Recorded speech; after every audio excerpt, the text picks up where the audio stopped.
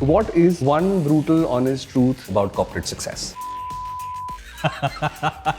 Many times in your life, you'll have to make decisions and you'll make tough calls and you don't know whether the decision is right or wrong. If you only remember what made you make that decision, as long as you can keep that as an anchor in your life, you'll always be able to either change the decision or execute it the way you decided. How does one stand out and make somebody like you take notice that there is this guy who's doing a good job in the company? Somebody who's in middle management and think that they've peaked and they don't know what to do. कि अब मैं इससे बाहर कैसे निकलूं? What would be your advice?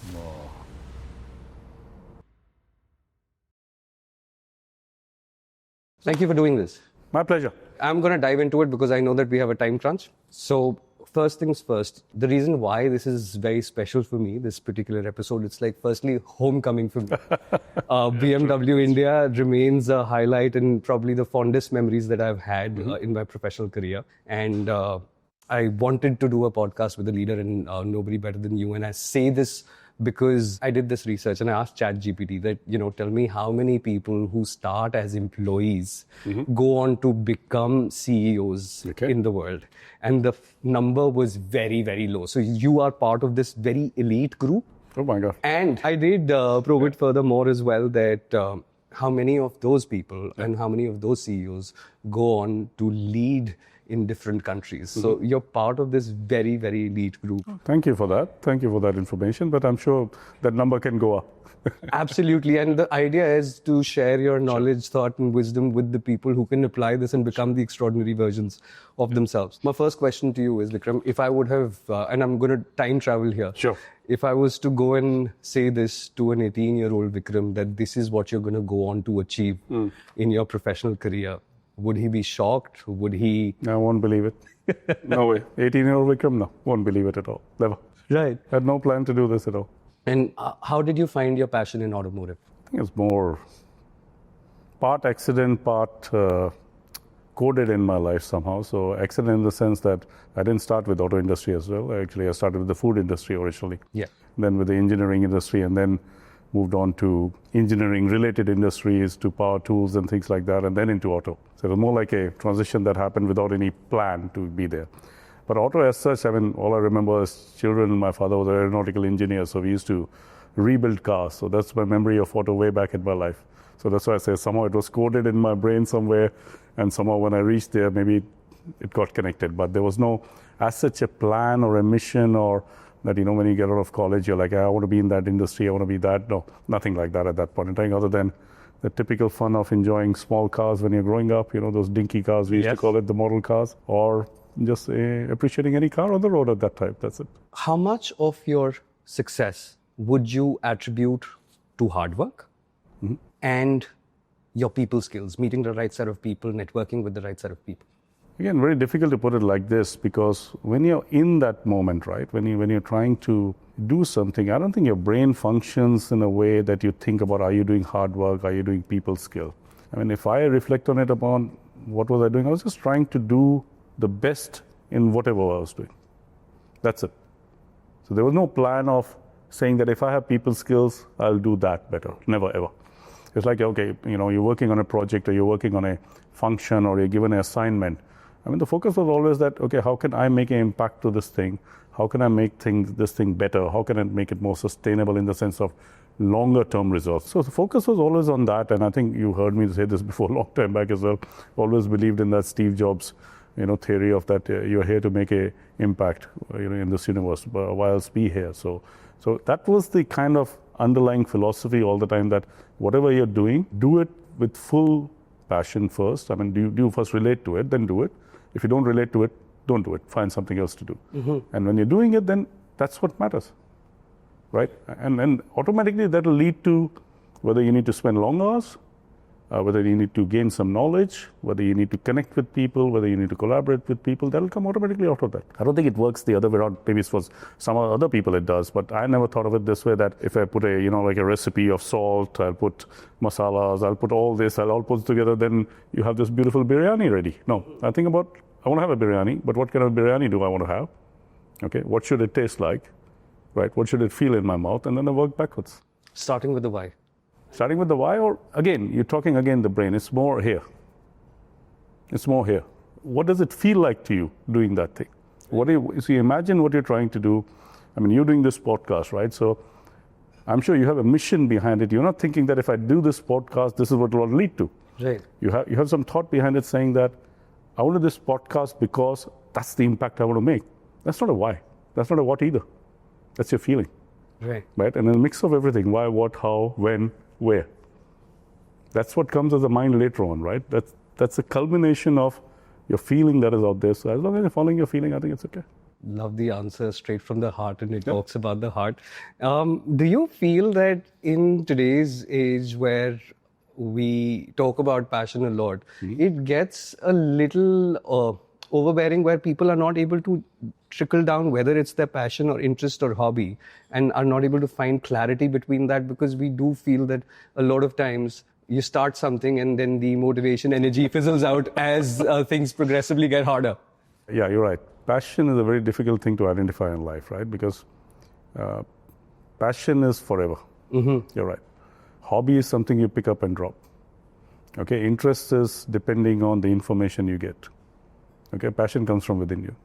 Rest everything you will do it probably from the outside world. So as long as you're doing, again, coming back to the basic concept, if it's coming from your inner feeling, what you want to do, that's what it is. I love that answer. Yeah. I have a question, and this is for a 20-year-old who's probably seeking clarity, or somebody who's in middle management and think that they've peaked and they don't know what to do. कि अब मैं इससे बाहर कैसे निकलूं? What would be your advice? Would it be the same for both of them, or would it be different? It'll be same at every stage of your life. मतलब as जो है उससे कोई फर्क नहीं पड़ता कि आप किस स्टेज ऑफ एज पे हो, या किस मतलब यूथ में हो, या मिडिल एज में हो, या even later part of your life में हो. Finding answer has got no relation with age at all of what you want to do. What will be different is how much time do you have to actually do it now, and what is the method you're going to adopt to do it. Because if you're at 20 years of age, you have plenty of time to achieve what you want to achieve. You're sitting at 40 years of age, you have a lesser time to achieve what you want to achieve. So the how of it will change, but what of it will never. Because what of it is within you. Okay, the only thing that will make the difference is not the age, but what you have achieved till then. So you're talking about, let's say, okay, 20-year-old just coming out of university, you're saying college khatam kiya, now trying to wonder, okay, I've got a graduate degree with me, masters karu, nahi karu, kaam pe jaun, I don't know. I mean, those are the first questions that you come to mind, right? Then again, follow it. I mean, follow what you think. If you think studies are something that excites you, knowledge is something that excites you internally, do that. If you think that, no, I want to learn more in a practical life first, then do that first. But either way, you'll work and study in any case. Right. It's only the sequence that will change. Huh? So some people work first and then do masters later. Somebody will do masters first and then work later. But you'll end up with the same thing. But it'll depend within you what matters to you. Right. Right? And this is where people make the mistake is, oh no, everybody is doing master, let me do that. Right? But then you're not following what's good for you within you, right? Because everybody learns in a different way. I mean, I learned by working first and then studying.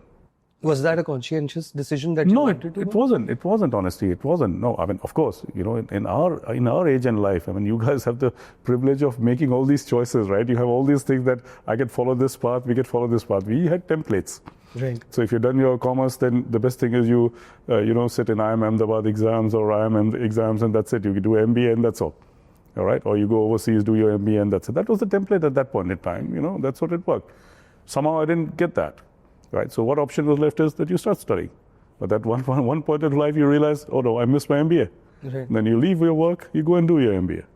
Right? But knowledge and experience will both be required in your life to succeed in the end. Thank you for that. And predominantly, I see that template changing a little bit, because back in the day, and you know, I did fall into the same mold as well, that you do your graduation, फिर masters करो, उसके बाद नौकरी जाओ. Yeah. Now, what also is happening is that a lot of people have started working, and then they go back, because then reality is very different, and they come back with a different skill set to enhance their performance, and that's how it is going. That's why I'm saying you're the lucky generation. हमारे time पे तो rather ये होता था, there was an age limit of how you can, when you can apply for a full-time MBA. So if I worked for 6-7 years, I could not apply for a full-time MBA actually in India. Right. Not a limit anymore. That's a great thing. That's the great thing that has changed. But in those days, those were the restrictions actually. Interesting. You talk about India, and I want to digress into a different direction. You can choose to answer this and let me know. I've lived in Canada. When I went to Canada, for the first time, I felt like an outsider. Because when I was in India, I was like just like anybody else. I knew the jokes, I knew the slangs, I knew the culture, everything. Suddenly also felt it could be internal as well, because the different environment, that people look at me in a different way. I know that you had the advantage of having lived, studied, worked in Australia. But when you went to Australia and you were heading BMW for Australia and New Zealand, was there conscientious effort, energy, or how was the process of winning over the people over there? Were there any sort of guards that they had? Of course. I think that's normal in any society, not only countries. I mean, even within India also, you look at it, you go anywhere. If you haven't grown up in that culture, in that lingo, in that, and you picked up nicely that, you don't know the jokes. Right. You don't know the, kind of slang, let's put it that way. You don't know the sports of that area because you haven't grown up with that. Right. Right. Once you grow up with that, of course, you're talking the language, let's put it that way. And that's applicable in India as well. Right. Right. I mean, if you go to Tamil Nadu, for example, there are different aspects of life that you live up with, you grow up with. There are different things, be it your clothing, be it what you eat, be it how you talk, be it the jokes or how the sarcasm works in that society. So I think that's true for any country or any society for that matter. And you have to embed yourself in that first. Right. That is what it takes. But no matter what you do, if you haven't grown up in that, you can never match it. So if you try to do it too artificially, then you won't gel either. So actually being diverse is actually okay. And the secret sauce? No, the secret sauce is simple. You just be yourself, but also at the same time appreciate the differences of that culture. You don't need to fully adapt to that culture. Of course, you need to adapt to the norms, right? Absolutely, you'll need to adapt to the norms. If the norm says that you don't call up somebody after 6 o'clock for work, then you absolutely adopt to it because that's a culturally significant thing for that society, and you don't do that. But when it comes to your dialect, your accent, of course, you need to make sure you're understandable. But do you need to understand the exact same lingo? Probably not. Right? I'm just talking language as a small thing. You should be able to communicate to people. You should be able to connect to them in the end. Right? And I think the society over the years have evolved so much. I mean, compared to when I went to Australia way back more than 20 years ago or something like that. And now what it is phenomenally different. I think as a society we've evolved now. Yes, you will still feel odd. You'll still feel a stranger in that society because like you said, you didn't grow up in there. Right. But that doesn't stop you from connecting with people. Especially in professional environment, what's more important that you're sharing a common mission. You're sharing a common ambition or a common task. I think that's what bonds you more. But as long as you're respecting each other as humans, you'll connect. That's it. So be authentic about it. Key message there of staying true to Staying yourself. true to yourself and be aware of the differences. Don't be scared of it. Accept it, embrace it, and then respect each other.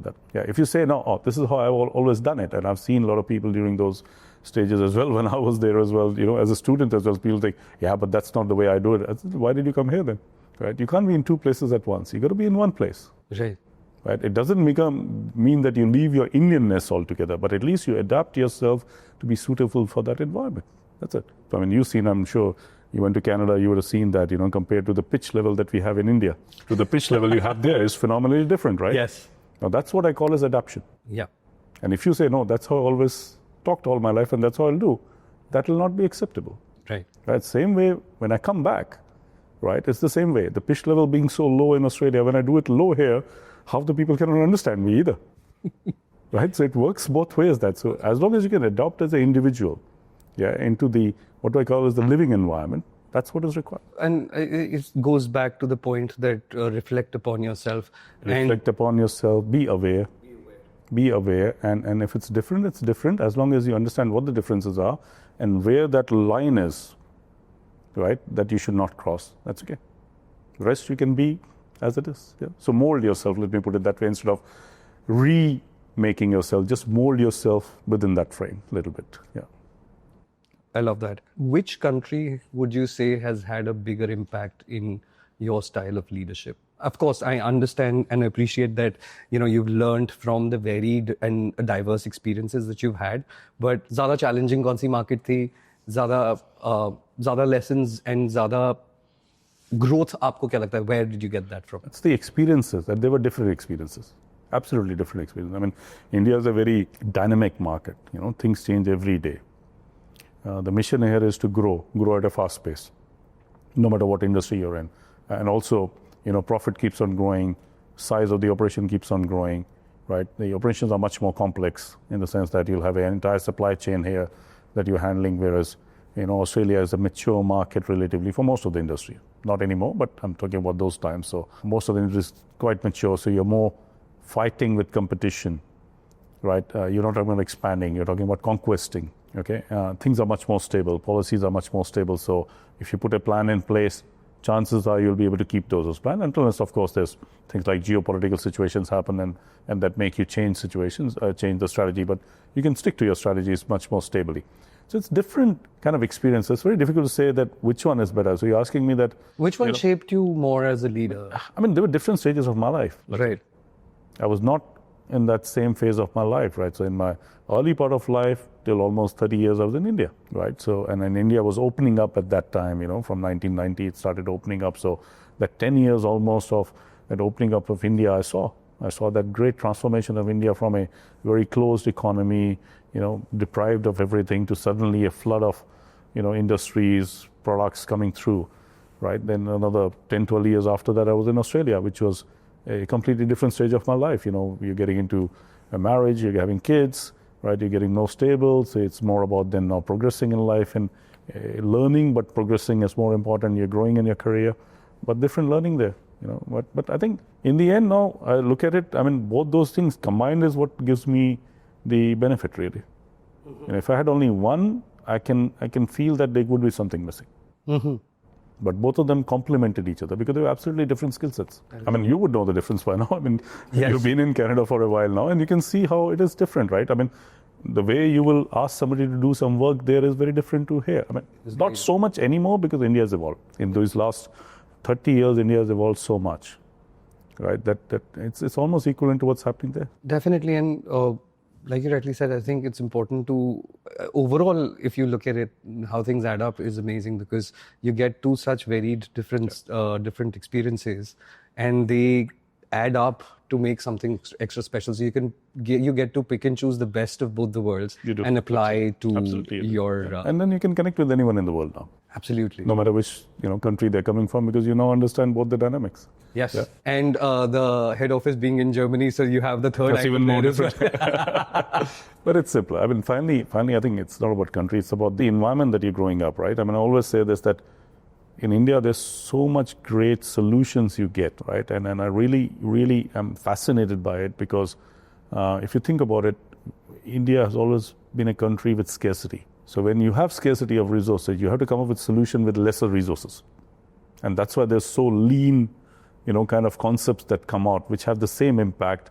Whereas if you go to the Western world, I mean, don't get me wrong, I don't mean Western in terms of a bad thing. I'm saying a world which grew up with a lot of resources and things at their disposal with less scarcity in these recent times. The solutions that come out there are quite different as well. So I think it's there was a good old thing, right? That I mean, you get marble from Italy, right? It's not a natural place to get marbles technically. They had scarcity of an industry that was created the marbles there. Right. Right. So that's a great example of that it depends on this living condition. Things will shape up differently, and both are good. Absolutely. None of them are bad. It's depending on your requirement of that time that is required. And India now, if you look at it, with a lot of resources, will be a different country. Absolutely. And so what do we expect for BMW from India? Lots of growth. Lots of growth. Lots of growth, of course. And of course, making an impact in India. I think that's more important for BMW because we've been here now for 18 years. I think that's a long time to be here. And that's what it was for, that you wanted to be in the market, establish yourself as a brand so that when the time is right, people can relate with us. And I think that's what is happening now. We can clearly see that, our persistence in the market, contributed in the market, even though it wasn't greatly profitable or greatly in terms of numbers from a global perspective. Now, as the country is opening up in terms of the consumption patterns, I call it, right? As the economy, it already opened up a long time back. But with the new generation, it's opening up with the consumption patterns now.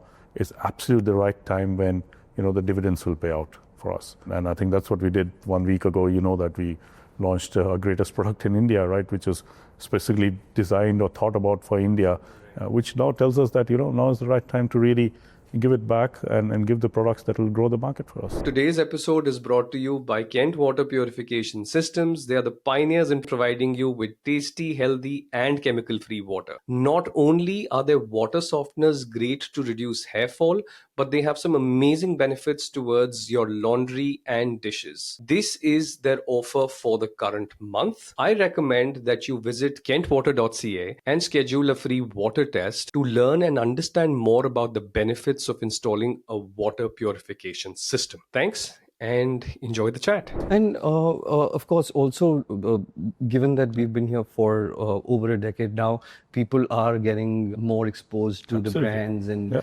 overall as well. We are traveling a lot, let's put it that way, compared to what we were traveling 20 years ago. In the last 10 years, I think the country has traveled a lot. We're going out for short-term, long-term assignments and then coming back.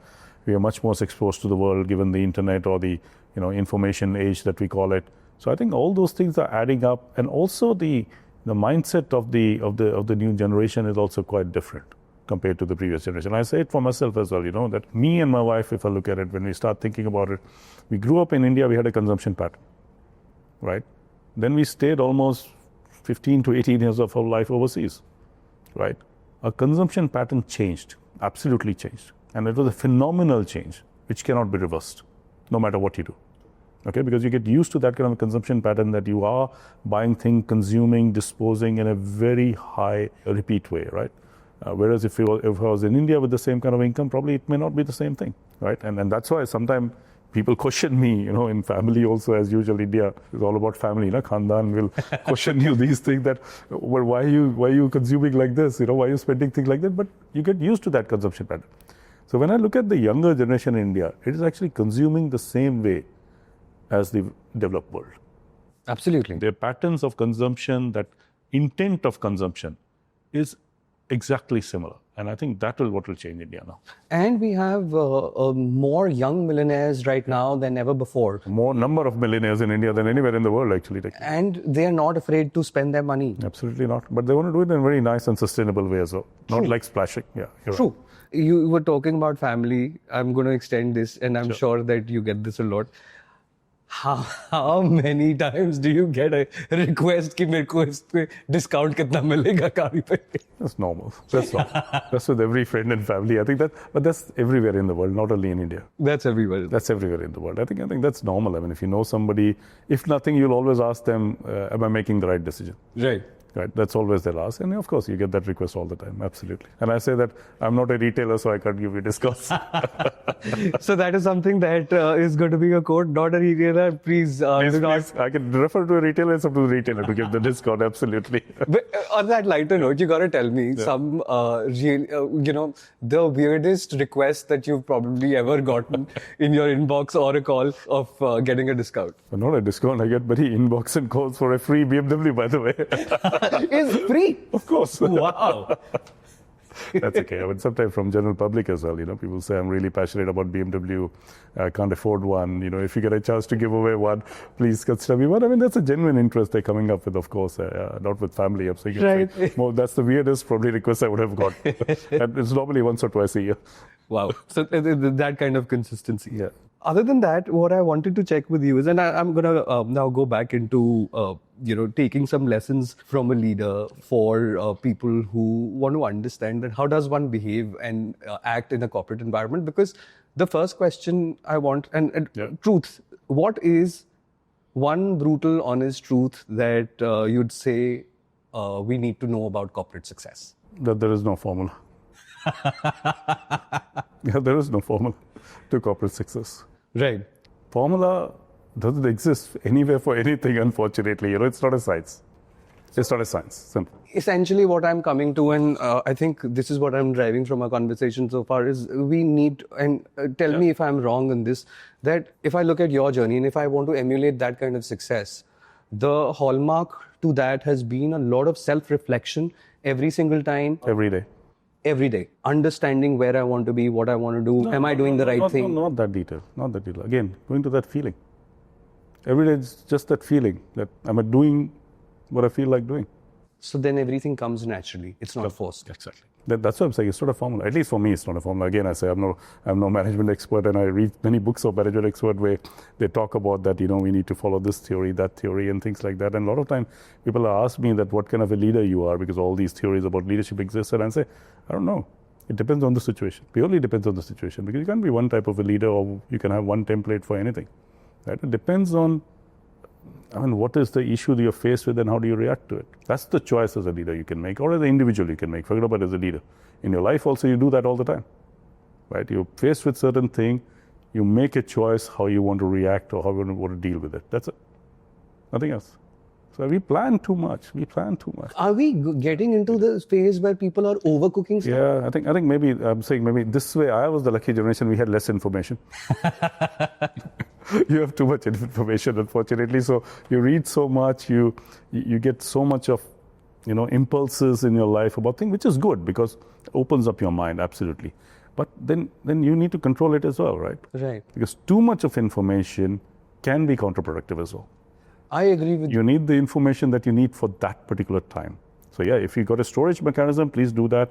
Grab all that information, store it with yourself, and then when you need it, you pick the piece that you want that you can use it. But I do these sessions with all our younger teams, right? Younger leaders in the company, and we have this round table from time to time, and I'll open it up for any question. And they'll say, how do I become a CEO? I said, I don't know. I have no idea. How did you become? I said, I don't know. I have no idea. Yeah, because it wasn't planned. Like I said, nothing. At least I didn't plan it. I was like, every day, every assignment, am I doing the best I can? Am I doing it authentically the way for myself? Right? Not to please anyone. Yeah, obviously to make an impact on the organization, to make an impact on the industry or anything like that, absolutely yes. But for myself. Not to get a raise, not to get a promotion, not to do that. So this is very intriguing for me, and I'd love to jump into this. Now you're working, you are going with that mindset of improving every day, making sure that you're creating an impact every day, essentially. Decide, sorry to interrupt there, because I think this is exactly what it is, that again, we dissect it too much. Right. This is the exact example of that, right? Always, okay, let me give you an example. Many times in your life, you'll have to make decisions, right? And you'll make tough calls, and you don't know whether the decision is right or wrong. Okay, and I'm talking about life decision, not only work decisions. Right. If you only remember what made you make that decision, right? What was the reason behind it? If the decision was wrong, you can go back to that logic why you made that decision. That might allow you to still stick to the decision and make it happen. If you made a decision without this thought of why you're doing it, right? You started with that, right? Why is the start, or that feeling, that what made you make that decision. As long as you can keep that as an anchor in your life, you'll always be able to either change the decision or make the decision happen or execute it the way you decided. If you didn't have this, you'll go back to the thinking mode every time. And then there'll be another decisions that you'll be coming up, not the same set. And for me, at least as an individual, that will never lead me anywhere. Because all I'm doing is I'm going forward, back, but not moving forward. Right? For me, this space is the most important thing in life, that even for your career, even for your everyday thing, as long as you know why you're doing it, what's your feeling behind it, that's all you're checking it against. So there is no blueprint? At least for me. I can't advise any one of you what the blueprint is. I would say just, it's a journey, carry on it with the passion and the desire, and you're right, everybody will not succeed. I didn't succeed in many things that I wanted to. Right? I could have wanted to be a global CEO, maybe I don't want to be anymore. But decide what you want to do. Okay? And do it every day as long as you're happy in it. That's it. This is, I think, definitely the heart of the conversation so far. Absolutely loved the advice that you've shared. We do tend to overcook it, and there is so much of access of information right now. Even sometimes the watch tells me I haven't slept properly because this is how you're supposed to sleep. It stresses you that you're not sleeping and you can't sleep in any case, right? Because you're stressed out. Exactly. That's good. You would have seen there's so many reels going on that, this is your perfect morning routine. So if you miss one thing, then throughout the day, you're going down this drain where have I now messed it up? So as a leader who is making decisions on a daily basis, and for a lot of times, I also feel that, there is this responsibility which comes on to leaders such as yourself, that for you, it may be just another meeting, it may be just another day, but for somebody who's on the other side of the table, point in case me over here, it probably may be one of the most important meetings and everything. So how do you get into that zone on a daily basis that you're at your productive best? So what is your secret sauce or formula? You don't look at it as a task that it's a meeting. You look at, what's the relevance for that for the business, and how is it relevant for the people who are in there as well. Right. The same way as you would do in any, let's say, a presentation you're doing to an audience, right? Right. You'll see whether the topic is contextual, for that, what you're trying to say is contextual to the topic that you're given and also is relevant for the audience. So same way the meeting is like that. It's nothing different. It's a way of communicating or making decisions, right? So as long as it's relevant for the business, for you and for the people, that's all you focus on and be engaged with it. Yeah. If you do it as a task that I'm going there and attending 20 meetings today, Yes, you'll get bored. I have two questions, and after that we'll get into a zone where I'll just have rapid fire questions. Sure. The two questions that I want to ask you is one, and we did touch upon it, that there are people who are starting out their career or even are working. Somehow they are in this space where people feel it can be insecurity that यार जो मेरा काम है ना वो शायद मेरे seniors को ना पता लग रहा हो, because you don't know what their dynamic is with their immediate boss or reporting manager. Yeah. How does one ensure that they stand out despite having this mental block, or maybe it is real, I don't know. But how does one stand out and make the senior management or somebody like you take notice that there is this guy who's doing a good job in the company? Yeah, so if you were asking me this advice maybe 30 years ago, my answer would be as simple as that. Just don't bother about it, continue doing it, it'll be visible. It'll become visible. Yeah, because organizations were smaller maybe, or the visibility happened by accident or anyway, being the size of the organization, it was a different game. These days, you're right, there is another dimension to it as well, that you got to make sure that you do it and you express it as well at the same time. But do first. That's important. Right. So the first part of advice still remains is that do it irrespective. Do it again for yourself, not for that my senior needs to know or somebody needs to know. But yes, if you think that it's not getting there, then absolutely ask for the avenues to at least express what you've done. Right? And there are ways to achieve that. Either you get involved in a cross-functional team, get involved in a project which has visibility, or you ask for an absolute audience to your next step up. If that is what it takes, and I think that is a bad thing to ask for. Because the purpose is not to get anything back, but only to share and express. That's it. Awesome. Yeah. Love it. I'll get into the rapid fire. Sure. BMW competes with Mercedes, Audi, the three big Germans. So what makes a customer choose BMW over the competitor? The core of our brand, joy. Nobody else can provide that. So joy of driving a BMW, the sheer driving pleasure. I don't think anybody can beat that. Yeah. Awesome. What do you think is the one BMW model that perfectly reflects India's spirit and aspiration? The one that we launched recently, the X1 long wheelbase in electric avatar. You answered this. What excuse for a discount have you got? Yeah. Luxury cars are all about the experience. Yeah. What is the most scenic route in India where you've driven a Oh, there are too BMW? many. There are too many. India is a big continent. Give me your top two. I'll go from Bangalore to Coorg. I like that spread. And then I'll go to the mountains from Delhi. Any day. And which is your favorite track where you've driven a BMW in the world? In the world? Yeah. I'll go back home to, it's not a fun track, but I still love that track because I like riding as well, the Phillip Island in Australia. Any fun fact that you can share me about BMW that not many people would know?